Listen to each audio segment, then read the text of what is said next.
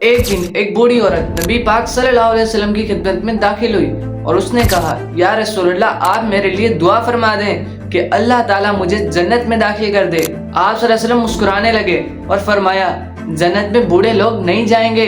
ये सुनकर वो औरत रोने लगी और वहां से चली गई। क़यामत के दिन जब सबका हिसाब किताब फाइनल हो जाएगा तो हर किसी को पता चल जाएगा कि उसने कहाँ जाना है, कौन जन्नत में जाएगा और कौन दोज़ख में जाएगा।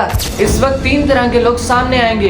पहला जन्नत वाले, दूसरा जहन्नुम वाले और तीसरा वो लोग जो एक पहाड़ के ऊपर खड़े होंगे, एराफ के लोग। अल्लाह ताला इन लोगों को एक ऊंची जगह पर भेज देगा और वो जगह जन्नत और जहन्नुम के दरमियान में होगी। यहाँ पर एराफ के लोगों को जन्नती और जहन्नमी दोनों साफ साफ नजर आ रहे होंगे। एराफ वाले लोग तो अपनी डेस्टिनेशन तक पहुंच जाएंगे, लेकिन जन्नतियों को और जहन्नमियों को एक ब्रिज से गुजारा जाएगा और जो लोग जहन्नमी होंगे वो तो इस ब्रिज से कट कट कर गिर जाएंगे।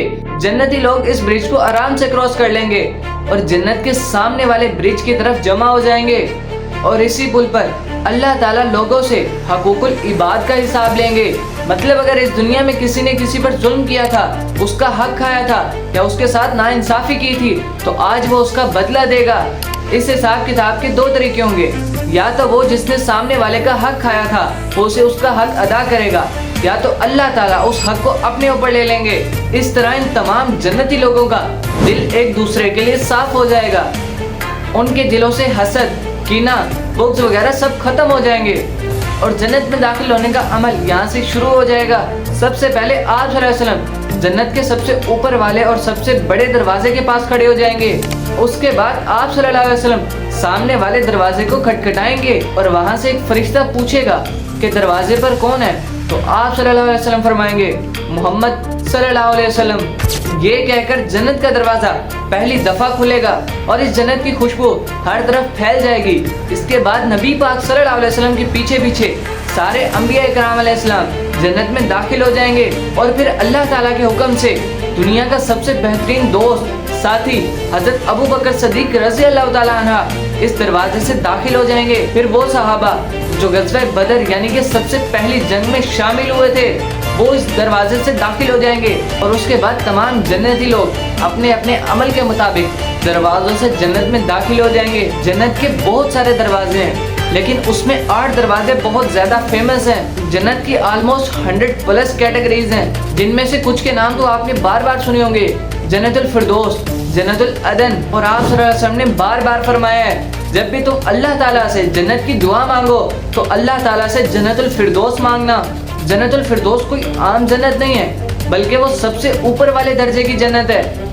और जन्नत की सारी नहरें, शराब, दूध, शहद और पानी की नहरें भी इसी जन्नत से निकलती हैं और इसी जन्नत के बिल्कुल ऊपर अल्लाह ताला का अर्श है, यानी कि जन्नतुल फिरदौस वाले लोग अल्लाह ताला के बिल्कुल करीब होंगे और इसीलिए तो इसे जन्नत का दिल कहा जाता है। इसके अलावा जन्नत के और भी दर्जे हैं जिसके बारे में बताया गया है कि उनके महल सोने की ईंटों से बने होंगे और उनके बर्तन वगैरह चांदी सोने के होंगे। और जन्नत में ऐसी कैटेगरीज भी हैं जिनके महल, बेड, कमरे वगैरह इवन के सवारी भी उनकी गोल्ड से बनी होगी। हर जन्नती के लिए उसके अमल के मुताबिक उसका महल बनाया जाएगा और ये महल इतने खूबसूरत होंगे कि घर से बाहर और बाहर से घर के अंदर सब कुछ बिल्कुल साफ साफ नजर आएगा। और जिसके सामने नहरें होंगी, पानी की, शराब की, दूध की, इवन के शहद की नहरें भी होंगी।